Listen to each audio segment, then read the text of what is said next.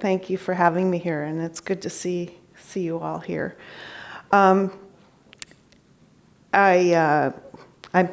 66 years old, and I had my near-death experience when I was 32, so that was 34 years ago. But it still as fresh today as it was back then. And I want to talk about what led up to my suicidal near-death experience, because that you have to understand, people have to understand the context of it, why and how I changed. It's less about really the experience itself, which was by a lot of other accounts brief, but extremely impactful on my life and changed my life in dramatic ways. So I was raised a Catholic, and in a happy family. I had 4 brothers. I was the oldest girl. I was the bossy one. I was the stubborn one. I still am in some ways, not bossy so much, but still pretty determined about things. And I had a very kind of a critical mind, but Mom and Dad raised me with the expectation, Yolaine, you're going to make a wonderful housewife and a good mother. And, so I really wanted to be that. That was my expectation and view and plan for the rest of my life, was I was going to, my happy picture was a man who loved me, a little place with a little garden, a little sunny garden, vegetable garden and flowers, and my husband would love me, and I would have lots of kids like my mom, and they would all love me, and everybody would love me, and I'd become a teacher, because as a teacher, you're home with your kids. And I wanted to be home with my children for summer and vacation. So that's why I became a teacher, really, because it was tied to me being home with my kids. So the interesting thing was, before that was, I had been raised Catholic, but like I said, I was very, very stubborn and very determined about things, and kind of a critical mind. My dad had a very critical mind, and he kind of raised us to question everything. So here I am questioning the Catholic Church. Mother had sent us all to catechism because we refused to go to Catholic school. They couldn't afford it anyway. But she had been raised in Catholic schools and thought that would be the ideal thing for us as well. There was no way I wanted to do that. So we went to catechism. Every Monday after school, went to catechism. And one day they said, the teacher said, well, the Catholic Church is the only true religion. And if you don't get the sacraments and you don't do, you're not a good Catholic, you have to go to purgatory. Or if you're not a Catholic, you have to go to purgatory. You don't get a pass straight to heaven. And I thought that was extremely unfair. So I said, well, wait a minute. What about the kid that's born in Africa who never met a Catholic? Why does that kid have to go to purgatory? Why shouldn't they get to go to heaven as well? So in my 17-year-old mind, my 18-year-old mind, that just did not make any sense at all. And so I argued with the teacher in front of the class. And now I know how intimidating that can be. But so then she went and got the nun who happened to be nearby, and I demanded from her to know, well, why is it tell me why the Catholic Church is the only true religion and kids have to go to purgatory that aren't Catholic. And she tried to explain it, and I don't remember what she said, but in my teenage mind, that was pure nonsense. Absolute nonsense. I sent her out in tears. Not proud of that moment. So then she went and got the priest. Went up the chain of command. Priest comes into the classroom. He's going to tell us how it is. Catholic Church, only true religion. Why? Where does it say that in the Bible? Where does it say that in the Bible? You know, so we're arguing. I got a bunch of cohorts arguing with me now. They're encouraged by my boldness. And then he started talking about the harmony of the planets and all the stars, and I'm going, what does that have to do with the Catholic Church? And I pretty much decided, you know, if they can't answer the simple question like that, then I questioned the whole religion thing. And I questioned the whole God thing. And by the time I was 18, I pretty much said I was an atheist. I thought that was all bunk. And so I'm in this situation. Here I'm an atheist and, you know, falling in love with an Austrian that I met on a trip. Of course, Austria is a Catholic country, right? That had its own issues that I won't go into, but over time, the marriage wasn't working out. And I found out he was having an affair, and later, but before that, I had wanted to, you know, I wanted to build this little happy house. I wanted to be in a happy house, but we were living on the 7th floor of a 12-story high-rise. No sunshine. For a Southern California girl, that's pretty hard to take. That we never had sunshine on that northern wing. So it was a lot of bad weather. Well, Austrian has a fairly high rate, especially Vienna, of depression. And so I became depressed. And being away from family, being away from home, my friends since high school, I was lonely, and he was not paying much attention to me. So so there's no garden, there's no house. I am teaching there, and that was okay, but it was more of a distraction, really. It didn't make me happy. So what I really wanted, I thought, well, okay, at least I can be a mother and have kids, and that will make me happy. So that was the final piece of my happy picture.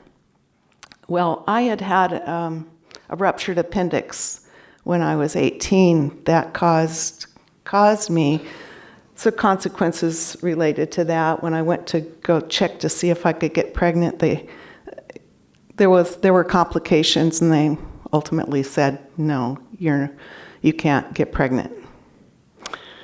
So that was kind of the straw that broke the camel's back.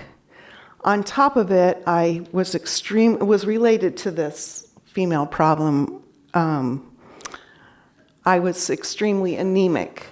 So I had 3 blood transfusions. I was taking iron, and none of that helped me. And so that, being depressed and now not having any kids, I didn't see a way I could ever be happy. I was suffering. Getting up in the morning was like climbing Mount Everest just to get out of bed and put on my clothes, which were always a heap next to my bed because I was too tired to clean house, to take care of myself. I was exhausted all the time. And to go and stand in front of a classroom took every last bit of energy I had. And so I decided, what is life worth living if you can't be happy? So I decided then I wanted to do away with myself and end it. And I didn't believe in an afterlife. Of course not. I just wanted to end the pain and end my life. And so I began thinking about the different ways to do it. And I didn't want it to look like a suicide because I didn't want to hurt my parents. I didn't want them to blame themselves. They were only coping with the fact I lived so far away from them by thinking I was happy. I never let on how miserable I was.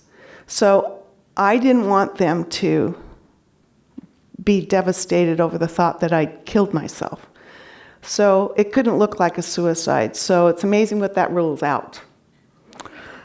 So no pills, no shotgun. I am terrified of heights. So we're living on the 7th floor. I wasn't afraid of dying. I wanted to die, but no, I'm not jumping out the window. That might look like a suicide too. Then there was a thing where I didn't want to do a half job. So I thought of taking the car and going into a tree or going over the cliff, and Austria has plenty of cliffs. So go the Alps, driving up an alpine road and go. But again, fear of heights, and B, I didn't want to wind up being maimed in the hospital the rest of my life. That was. So what was there left? Suffocation? No. That'll look like suicide. No. I was kind of running out of options, really. No overdose. Okay.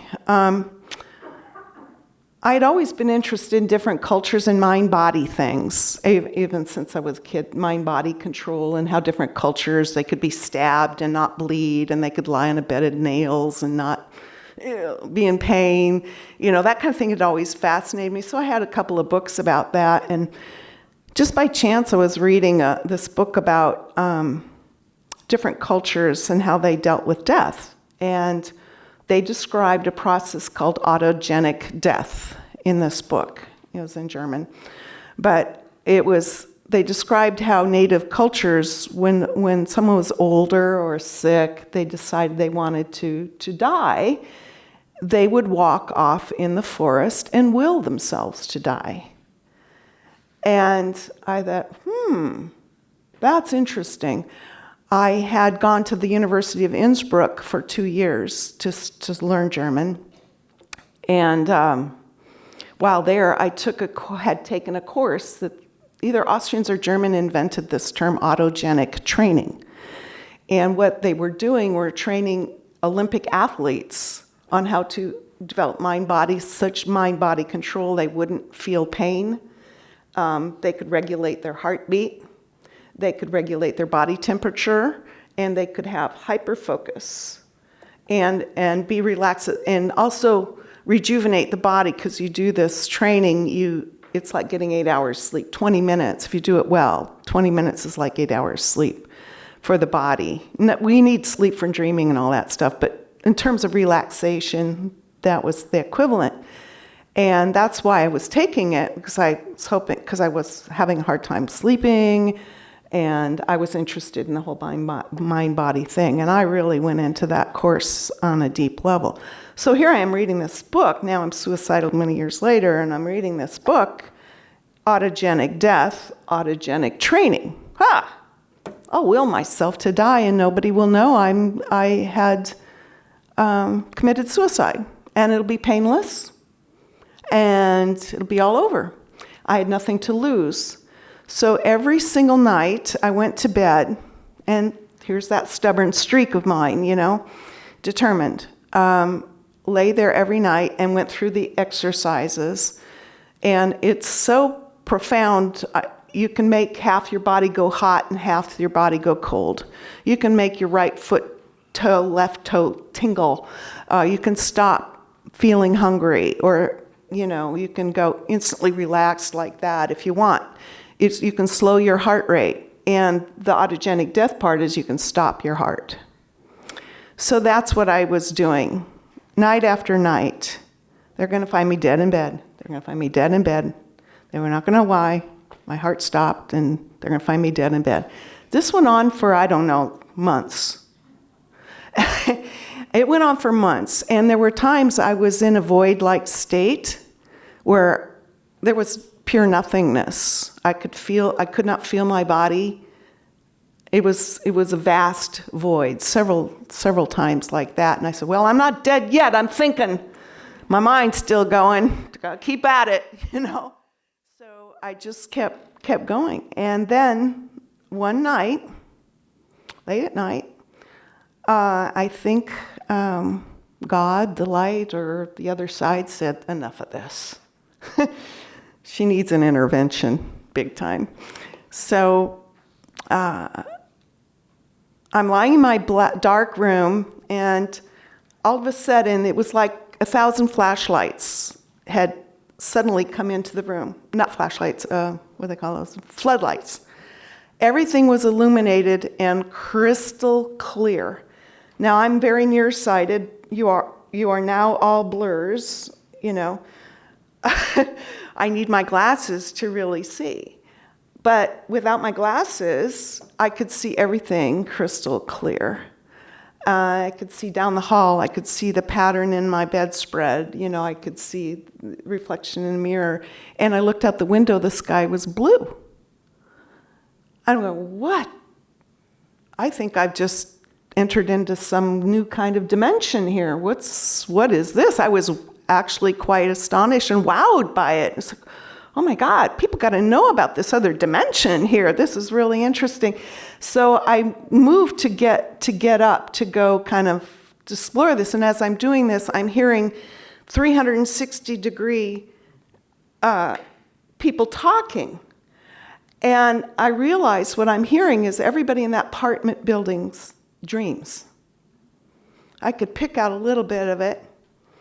And I said, okay, I'm going to try to pick out my husband's dream and wake him up and tell him what he dreamt, and then he'll know I've been somewhere. You know, so it shifted from wanting to die to wanting to, oh, you know, my God, there's another dimension. How exciting is that? And so I got up to move, but then this other light enveloped me. And this was a light that near-death experiences later. I didn't know anything about near-death experiences at the time. But when they started talking about the light, I started crying, you know, because, oh my God, other people have experienced this light.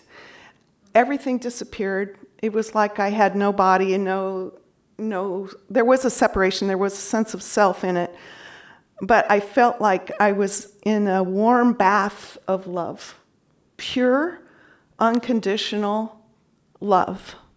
And it was warm, it was welcoming. All my worries, all my fears, all my stress were gone. It was pure bliss. And even though it was all light, it wasn't I was seeing anybody or anything, I felt it was home.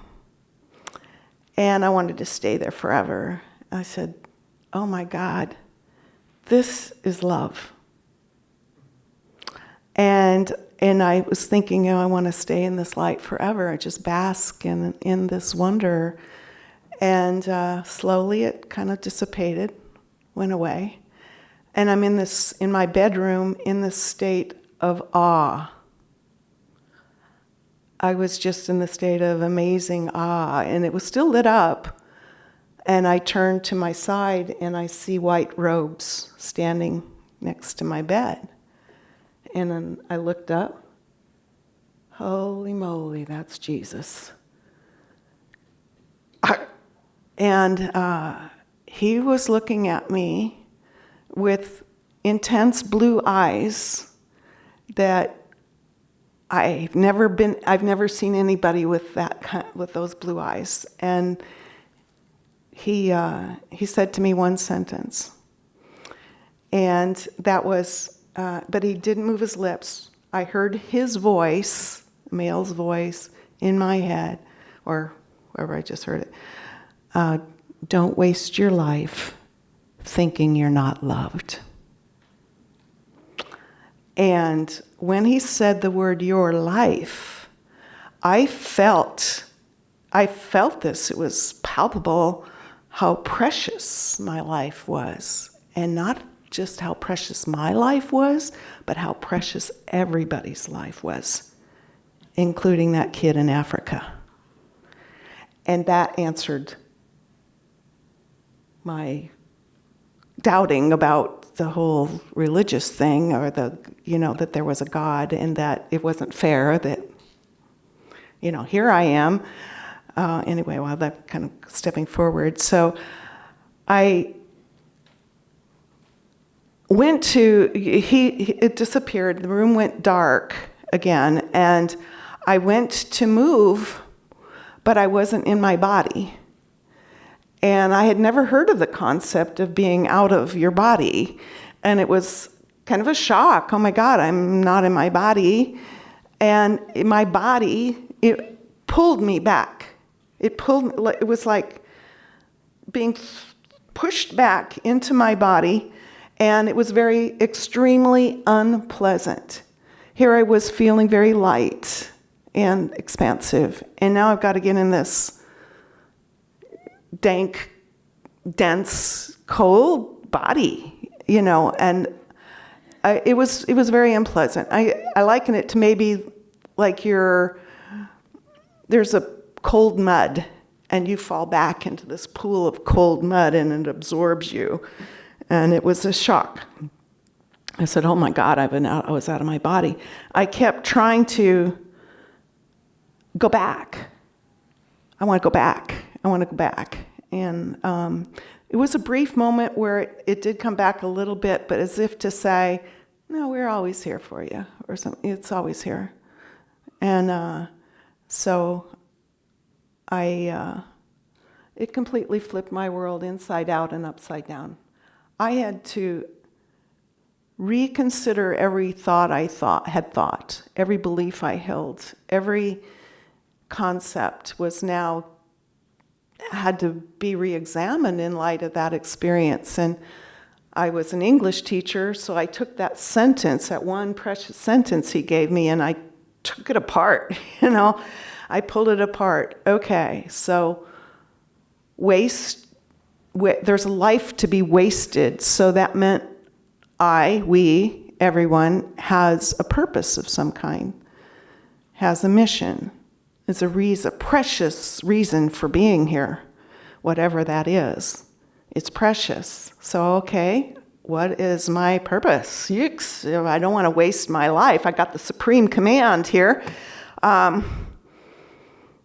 What is my purpose? I got to figure that out. So that became a challenge, trying to figure that out. And then don't waste your life meant I was creating this situation, that I was not a victim of my circumstances, that I had a choice. I had choices all the time. Every thought was a choice. Because most of this was up here. It wasn't what I was doing, it was what I was thinking. And that got me depressed. So being depressed became for me a way to waste life. So I had to figure out how to make myself feel better and find my purpose and wonder how is this going to affect my actions in the future, because I want to go to heaven. I want to go back home. So the short story of that was then I found out my husband had been cheating on me, and I was suspected it before, but I knew it was true. I decided to leave him and go back home. And the instant I made the choice, and it took a while to get there. It wasn't in the first year. I mean, this becoming undepressed, it did not happen like that. I had work to do up here, and that took over a year. And in the meantime, my parents found a baby for us to adopt, and so because of that baby, it led to me wanting to come home and leave him, because he wasn't going to be a good father to that baby. And the instant I made the choice to go back home, it was like then the depression left me like that. Like, holy cow, that was depression. Because you can slide into it so gradually. You really you can remember being happy. You become numb to all your emotions, and to slowly reconnect and feel things. That's not a quick fix. So, but when I made the choice up here for myself and my child to go back home, that's when it all left. And And I have had bouts of depression after that, but I knew that I could feel it coming on. I could feel that I could choose to become depressed right now. I could choose to become a victim of my circumstances, of my context, what's happening out there. I can choose to think of that, oh, poor me, and slip into depression. Not to say everybody who's depressed thinks that way, but I did. And so I went to counseling. I did all these things to try to figure out what to do about that depression. I found out chronic stress did it for me before. And so I felt that in some ways my mission, I felt that was first loving myself and not being dependent on love being out there. If we're always guided by a need for attention, need for love out there, need for this out there, it's a mirage. It's never good enough. We don't have a hole in our soul that we can fill it up with something external. This is a garden inside that is to be taken care of and cultivated, and feel the love for yourself, unconditional love. Not that we're perfect, nobody's perfect, but acceptance of yourself, warts and all, and not needing that from the outside. It's not like saying, well, I don't give a darn what other people think of me. It's not like that. You do care, but primarily taking care of yourself. So I had been so needy, and I had to let that go. That I need this person's love, this person's attention, this person's affection in order to value myself, in order to have self-worth. So all of these insights about the process of figuring that out had led me to think that maybe my mission is to help people who are depressed and are open to a spiritual solution. So I feel that's a big part of my purpose, and especially now.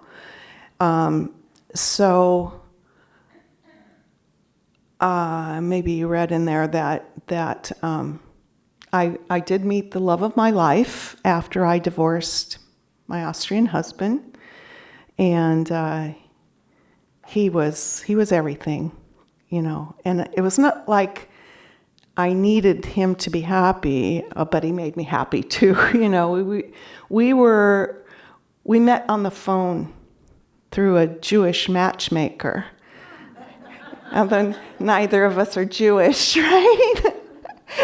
And our first phone conversation lasted 3 hours, and then the second one was another 3 hours, and the third one was 3 hours. And he's thinking, think we ought to be meeting? And yeah, let's go on a date. So we did, and we knew by that first date that we were meant for each other. So one of the things he told me was he had also had a spiritual experience. So he was open to my NDE, and that was kind of very important to me, that I wasn't going to be looked at by a soulmate as crazy, or wacko or anything. But no, he was a research scientist, very grounded in the material world, but he had a big spiritual side. And he told me the mountains were his spiritual home. And that just touched me very, very deeply. He hiked the Sierras every summer. He had 2 boys, one adopted. I had adopted a baby. And so now I have a family. Now I'm a mother. And so I had a house. We built a house with a vegetable garden.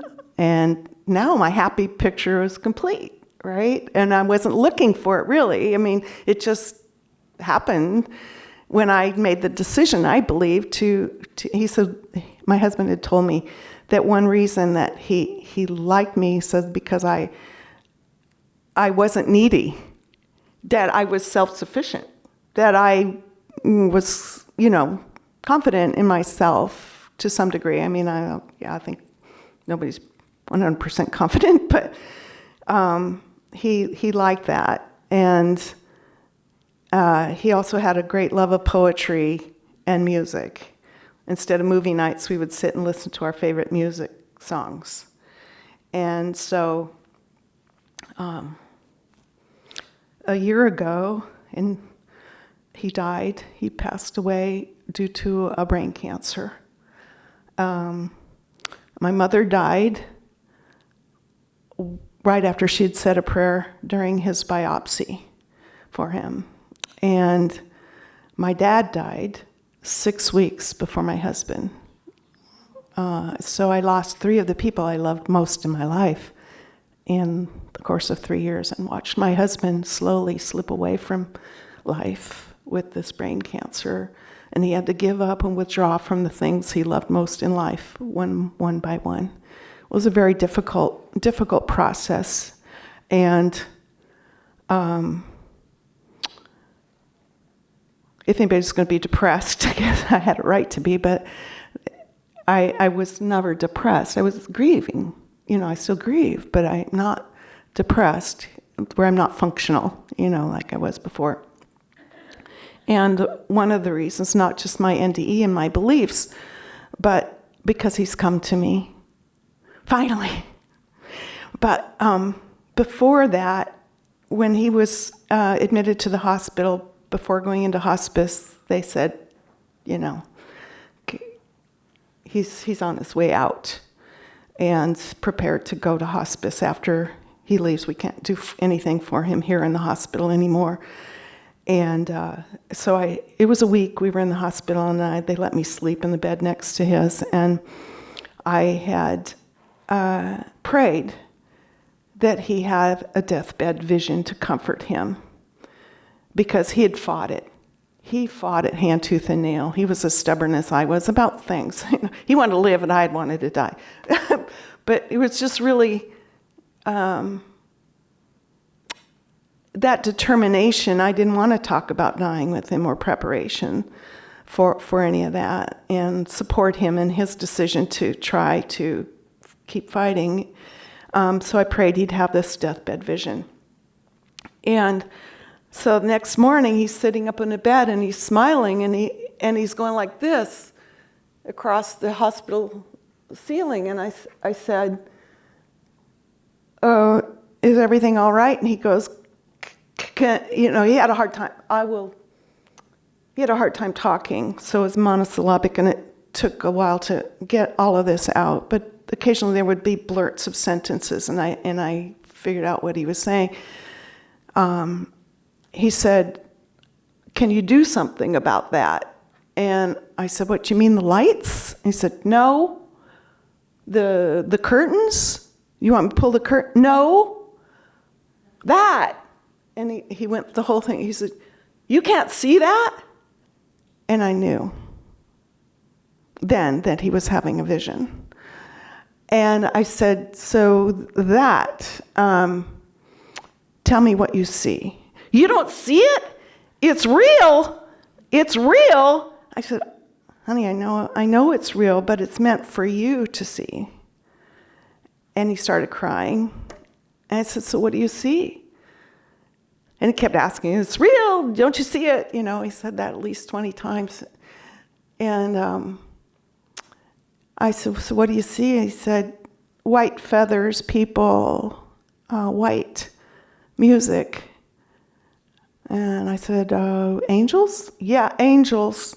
"They singing?" "No." "Music?" "They playing musical instruments?" "Yes." "Are they saying anything to you? Do they want you to come over and visit them or go over there?" And he said, "No." And I kind of knew then we had a little bit more time. And I said, "Did I see anything else?" And he said, "Mountains. A whole range of mountains." And I knew that's a spiritual home. So I got him home. We went to, he was in home hospice, and he was still fighting it and still fighting it. And when it was clear he was going to pass, he was looking up again. And I knew I said, "Are you seeing your mountains again?" He said, "Yes." I said, "Do you think God is calling you home?" He said, "Yes." I said, do you want to go home? And he said, yes. And an hour later, he went into coma and never revived. So the next day, he was gone. But I told him it was okay. He could go. I was holding my own grief back, So even though it's a beautiful thing, I'm glad, I still grieve. And so then I work with people who've had near-death experiences, and I know you're told it's your time. And it's not your time. Go back. You need to go back. So if it's not your time, that means there's a time. And I still had a hard time accepting it because he fought so hard to stay alive. And so I was in grief again about, was it his time? Did we do all the right things? Did I make all the right meals? Did he get all the right medications? Was he in pain?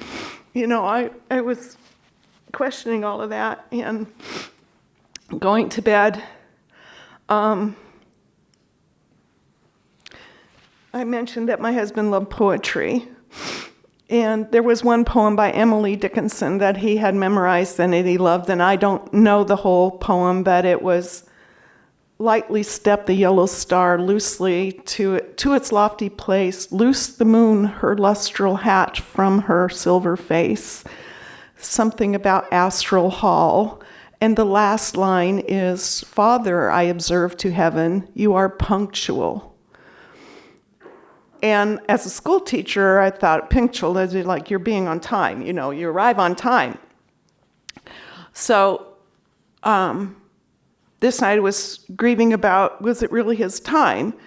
And the lights were out, and I walked on the end of the bed, and I knocked a box that was at the foot, because there was a lot of moving going on. We had to move downstairs, a lot of things in boxes, and something fell out of that box, and I went to turn on the light, and there at my feet is this poem in his handwriting. That was the only thing that fell out of the box, straight facing me on the floor.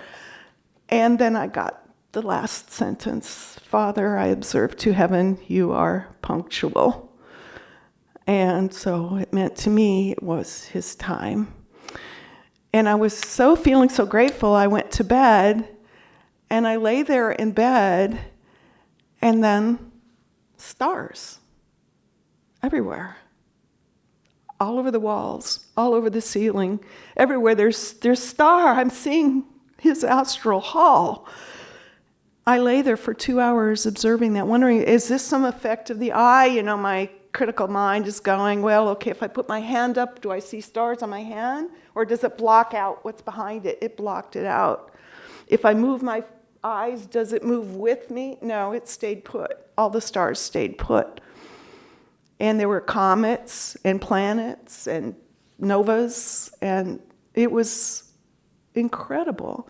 When I put my hand up, it was lit up all around. I know how crazy that sounds, but it was exactly what I needed to let me know it was his time. Yeah, I still grieve, and so there were other things that related to stars and eclipses and the heavens and music and all of that, but hard to feel depressed when I know he's with me. I grieve, but I know he's with me, and I know there's an afterlife. So that's pretty much encapsulated my story. I know she wanted me to talk. How much time we left? I forgot to look at the clock. 15 minutes on your talk, and then we'll have questions. Okay, thank you. So, going back to purpose in life, I was a teacher, and I couldn't talk about my near-death experience, of course, in public school. Okay, now you're talking religious, spiritual stuff, you're talking God, you're talking blah, blah, blah, out you go. You're crazy on top of it. So, of course, I kept my mouth shut. And the first couple of people I told about it, they gave me the deer in the headlights look. And, you can't talk about it with a closed mind. But you can really resonate with people who've had a similar experience. Okay, now we get it. Now, okay, what was your experience like? What was yours like? And we're just comparing notes. And so I had to keep that part of me away from my professional life. And I had a good friend, a cousin, who shut me down, didn't talk to me for years after that. She thought I was nuts. And so I learned to shut up. Be very careful with who you talk to about it. So that went on for about 20 years. And I'm in my high school class, teaching seniors. I taught the kids that had a hard time in school. I had the rough ones, the shy ones, the troubled ones, and I loved them all, So they were always a noisy bunch of kids, but they were unique and wonderful. And one kid I remember was very shy, was sitting over in the corner, and I had heard that he had inherited a lot of money through the lotto, and was buying race cars and race boats and was leading the wildlife out there, but that was just talk, So one day a kid comes up to me and he said, "Mrs. Stout, David has been life-flighted to Sharp Memorial Hospital. They only give him a 5% chance of living. He was out scuba diving again and shot up too fast, and he's got, his brain's total embolism and whatever." So I said, okay, we'll have a moment of silence for David in the class. The next day, David is walking down the aisle with this glow about him, and he's standing tall, and you couldn't see any white in his eyes. They were completely red, and he's still wearing his hospital bracelet. And I go, "David, get back to the hospital. You can't be well enough to be back at school." And he said, "No, I have a message for the class. Do you mind if I share it?" And I'm going, "Oh, this is not the kid I remember." And I was kind of like shocked. "Okay, David, here." So he, as calm as you please, proceeded to tell the class about his near-death experience. And his experience was so similar to mine, except his wasn't in bed, he was in the ocean, right? But his message was to the kids, don't lead your life. Your life is a precious gift. Don't treat it recklessly. So it was similar to mine, and don't waste your life. It's precious. You have a purpose, and you're wasting it. He was risking his life. I'm wanting to die. So I saw this similarity, and I couldn't tell him, "David, I had the similar experience as you." I couldn't tell him. 2 weeks later, he wasn't in school anymore. He disappeared. Only later, many years later, I found out that he had been heckled to death out of school. They treated him so meanly that he had to leave it was about 3 months before his graduation. He didn't graduate. So later, we got to talking. He was the reason that I decided to talk about my near-death experience myself. He was brave enough to do that, even though he got mistreated about it. I need to, it's time for me to come out of the woods. And eventually I retired from teaching and focused on helping teenagers and people who've had near-death experiences process them. And so I was president of the International Association for Near-Death Studies, where I learned more about the challenges we face following a near-death or similar experience. You don't have to be dead to have the experience, by the way. You can be driving a car. You can be, if the universe, God wants you to have an experience, he's going to give you one. If he needs you to have one, you need one. It doesn't matter what physical state you're going to be in. It's more emotional, spiritual need. And so boom, you're going to have it. So I learned a lot of things as the president, but I saw there's going to be need for certified help to help some of the people who have maybe co-occurring mental illnesses or, have some really troubled things, drugs involved in their lives. So we formed a group of us that were caring about the experiencers, not just the experience. We formed the American Center for the Integration of Spiritually Transformative Experiences.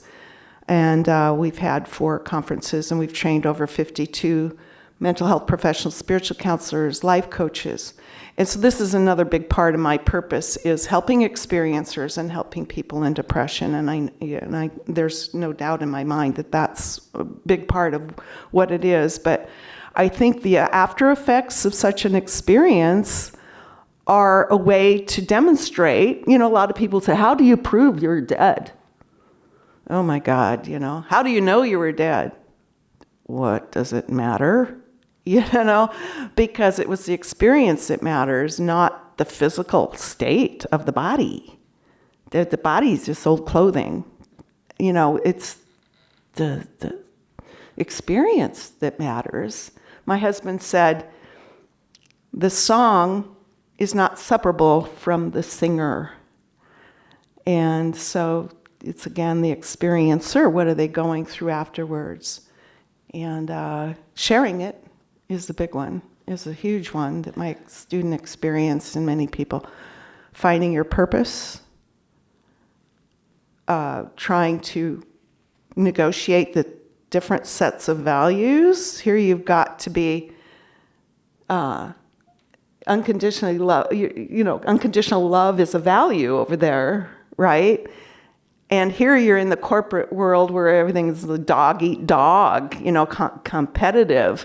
And so a lot of people quit their jobs. Values shift, so divorce rate is higher. Psychic gifts, auras, seeing auras, being empathic, huge. Accepting the return. A lot of experiencers are angry to be sent back. They're really angry. I wasn't given a choice. I was just suddenly, given this command, don't do, and then I'm back. But a lot of people are given a choice. Some are not. Those who are not oftentimes are very angry. Some are depressed. Some are euphoric, range of emotions. So, and then also the 2 different realities. For a lot of experiencers, and for me as well, this life is a dream by comparison. An illusion, an important one, a precious one, don't get me wrong. But it's like a dream. The near-death experience was like waking up out of it. So how you dream and you wake up and you were dreaming? That's what the near-death experience was like. You woke up out of this life. And that's more real than reality, this reality. And so you're negotiating all of that, trying to figure out, why am I in this illusion? Why did that happen? Oh, the synchronicity over there, that happened because of this. That must have happened because... You question everything that goes on. Why did that person come in my life just now? Or why was that song just playing? So there's a lot of that wondering, and search for knowledge, learning about other religions, learning about the afterlife, learning all of that stuff is a big one. And so these are the main challenges people face. That shows how real it is. You don't have those kind of profound effects on your life if it's just a dream you had or just a hallucination. In fact, sometimes when people say, oh, it was just the chemistry of your brain, or it was just lack of oxygen, or as soon as you hear the word just, everything after that seems invalidated. So it's not just anything. This thing flips your world inside out and upside down and all around. And so I'm glad you're here. You're all precious. So I have any questions? Yes. Oh, thank you.